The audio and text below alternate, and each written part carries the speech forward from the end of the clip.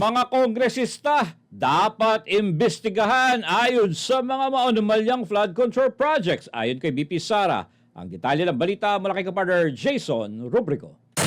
Sinimulan na ng Senado ang pag-imbestiga sa mga pangunahing kontratista ng madepektibong flood control projects sa bansa. Kasunod yan ng direktiba ni Pangulong Ferdinand Marcos Jr. Pero gate ni Vice President Sara Duterte, hindi lang mga kontratista ang dapat managot kundi pati mga kongresistang may kontrol sa pondo. Well, lahat sila dapat. No, hindi lang yung mga contractors dahil yung mga contractors ay mga tauhan din sila ng mga members of the House of Representatives. Muli ring binanata ni VP Sara sina House Speaker Martin Romualdez at ako Bicol Representative Zaldico na ani ay kumukontrol at naghahati-hati sa pambansang budget. Bagay na siya ring dahilan kaya siya bumitaw noon sa Department of Education. Sa Department of Education, binagyat ko doon na 2 tao lang ang nagde-decide sa budget ng Pilipinas. Yun ay si Martin Romualdez at si Zaldico. At yung mga kasamahan nila o mga grupo nila, kasama din nila yon sa paghati-hati noong budget ng Pilipinas. Dahil nakita namin yon sa Department of Education. Dagdag ni VP Sara, matagal na niyang iniulat kay Marcos Jr. ang panghihimasok ng mga kongresista sa pondo ng bayan. Pero hindi raw ito pinansin. Kaya ipinagtataka ng bise ang biglaang pagpapaimbestiga ng Pangulo sa mga flood control projects. Nabanggit namin yon kay BBM na ganun ang ginawa. Pero noon ay wala siyang reaction. Tapos bigla ngayon, meron na siyang reaction. Paniwala ko, ginagawa nila yan para lang sabihin sa susunod na baha na, tingnan nyo, may ginawa naman kami. Pinaghahandaan niya lang yung excuse niya para sa susunod na baha. Para sa Diyos at sa Pilipinas kong mahal, ako si Jason Rubrico, SMNR News.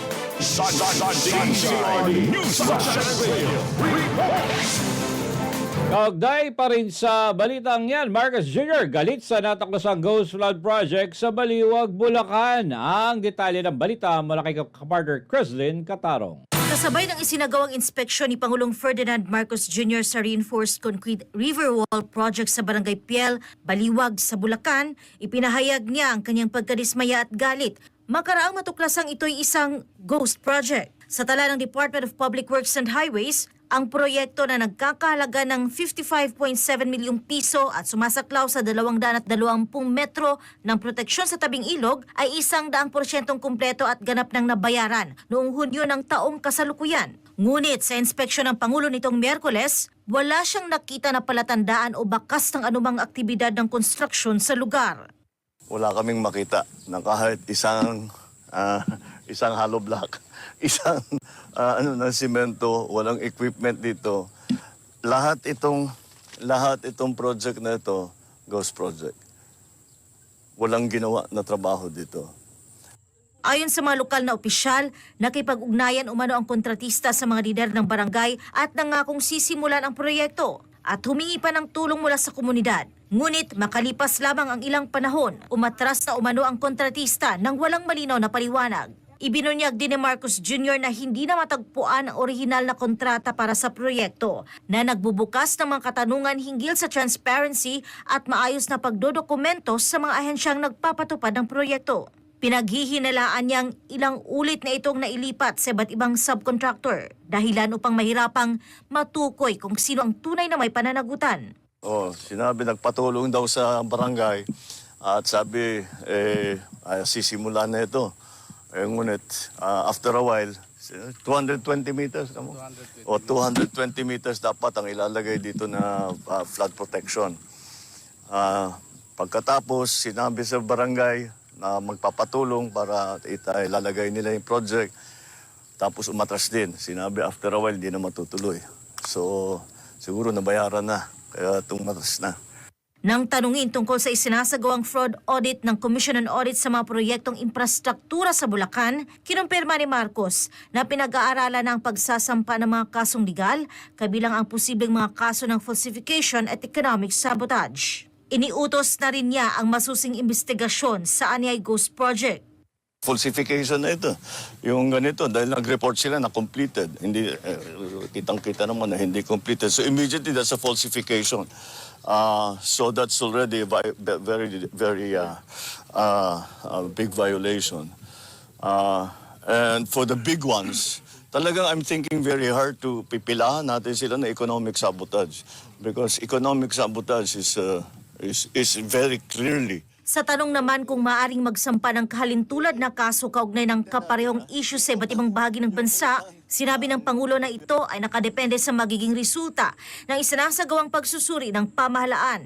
Kaugnay nito, hinikayat ng Pangulo ang publiko na patuloy na magsumite ng mga ulat, larawan at video ng mga kahinahinalang proyekto. Ayon sa kanya, nagpapatuloy ang mga investigasyon sa iba't ibang proyektong pinondohan ng gobyerno na iniulat ng taong bayan dahil sa mga irregularidad. Para sa Diyos at sa Pilipinas kong mahal, ito si Kerseline Catarong, SMNU.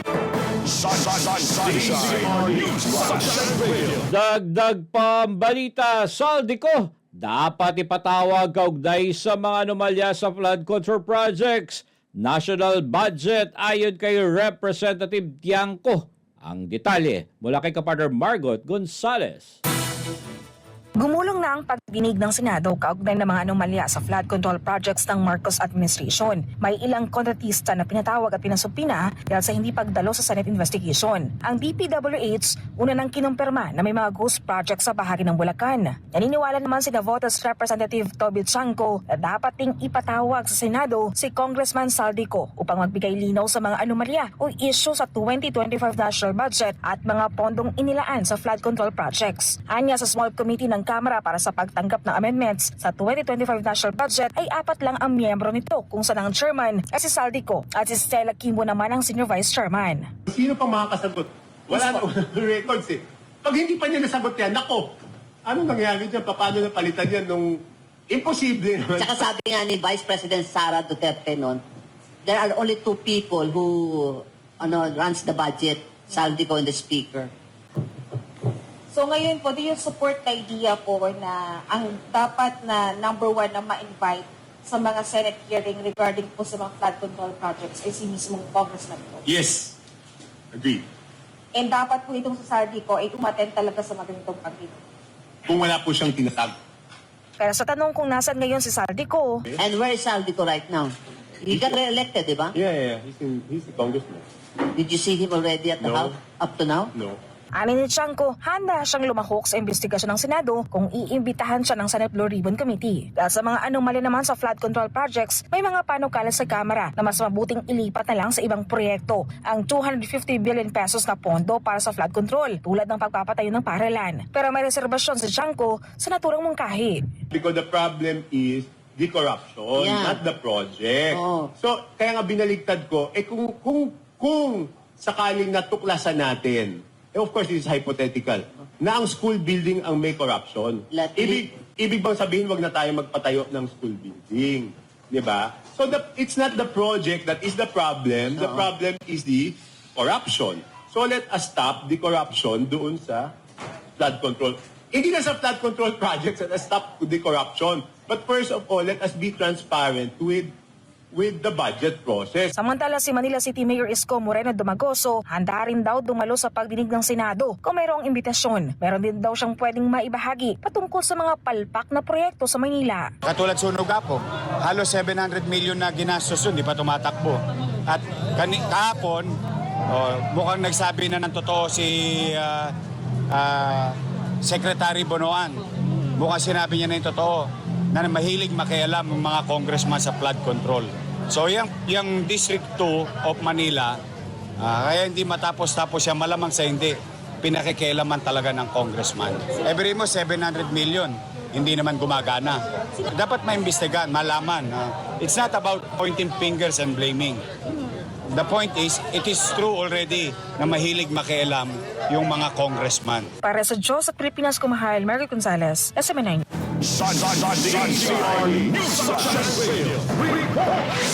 Sa iba pang mga balita, BP Sara at OBP handang magpa-drug test, direktiba ni PBBM. Inihintay na lamang ang balitang yan mula kay kapartner Jason Rubrico. Muling iginiit ni Vice President Sara Duterte na matagal na nitong hinihintay ang mismong utos mula kay Pangulong Ferdinand Marcos Jr. na magpa-drug test. Yan ay matapos ang panawagan ni Senator Mig Zubiri na magsagawa ng mandatory random drug testing sa Senado, Kongreso at iba pang ahensya ng gobyerno. Matagal na ako nagsasabi, sir. Matagal na ako nagsasabi na magpa-drug test na kami lahat. Inaantay ko lang talaga si BBM at yung Office of the President na magsabi na magpa-drug test na. Kahit ngayon pa, magsabi sila na magpa-drug test tayo. Magpa-drug test, walang problema sa akin yun. In fact, kami din sa Office of the Vice President, handa kami na magpa-drug test lahat. Ipinaliwanag ni VP Sara na mahalaga ang drug test upang masiguro ang malinaw na pag-iisip at tamang kakayahan ng mga namumuno sa bansa. Unang-una, napakahalaga kasi ng drug test. Kasi tinatanong natin yung kapasidad ng ating mga leaders na mag-isip at magdesisyon. Kapag nagdodroga ka, altered yung state of mind mo eh. So paano natin napapanigurado na sakto yung mga desisyon or ikaw pa ba yung gumagawa ng mga desisyon? So napakahalaga talaga ng drug test kasi it goes into the competency of the person in office. Kaugnay nito, sang-ayon si VP Sara sa naging pahayag ni Philippine National Police Chief General Nicolas Torre III na walang maidudulot na maganda ang droga at lahat ng adik ay pangit. Malamang papangit ka talaga pag adik ka kasi, di ba ano yon, hindi ka kumakain ng maayos, hindi ka natutulog ng maayos, at wala nang laman yung utak at tiyan mo niyan eh. Kasi di ba ano na lang yan, para kang zombie, para kang tulala lagi pag nagdodroga ka. So, oo, kasi nangingiwi ka na kasi nga wala nang vitamins and nutrients yung katawan mo. Kaya totoo yan talaga. Papangit talaga yung mga adik, pangit talaga sila. Para sa Diyos at sa Pilipinas kong mahal, ako si Jason Rubrico, SMNI News.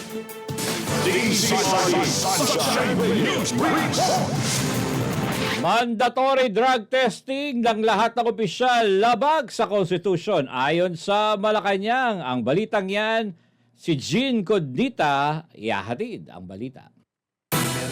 Naghain si Senador Robin Padilla ng Senate Bill 1200 o Drug-Free Government Act na nag-oobliga sa lahat ng elected at appointed officials na sumailalim sa taunang mandatory drug test gamit ang hair follicle test. Layunin ng panukala na masiguro na malinis sa iligal na droga ang mga namumuno sa pamahalaan. Ngunit sa press briefing nitong Miyerkules, nilinaw ni PCO Undersecretary Claire Castro na hindi maaring maisabatas ang panukala ni Senator Padilla. Ipinaliwanag ni Yusek Castro na labag sa konstitusyon at sa karapatan sa pribadong buhay ang universal o mandatory drug testing para sa lahat ng opisyal. Anya, taliwas ang panukala sa naging desisyon ng Korte Suprema noong 2008 sa kasong Social Justice Society laban sa Dangerous Drugs Board. Social Justice Society versus Dangerous Drugs Board 2008 kung saan hindi po hinahayaan at ito ay labag sa konstitusyon at sa privacy kung lahat po, pag sinabi po natin lahat, universal testing, mandatory universal or universal testing. Ang allowed lamang po ay ang random drug testing.